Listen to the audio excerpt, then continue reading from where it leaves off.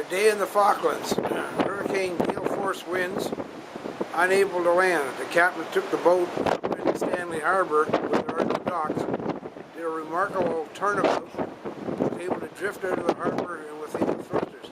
The camera's jerking here, it's the gust of the wind in my hands trying to hold the camera. Look down in the water. We're actually in shallow water here right now, drifting out of the lee side of these islands. Once we hit the open, it's going to be bad, I'll tell you. We're unable to land here today. We put everybody at risk. It's hard to lower the boats.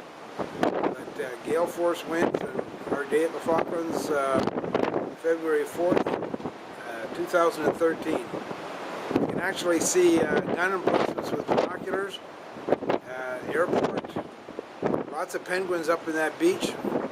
But unfortunately, well, you can't see them from here with the film, but I did get some still shots when we were up closer.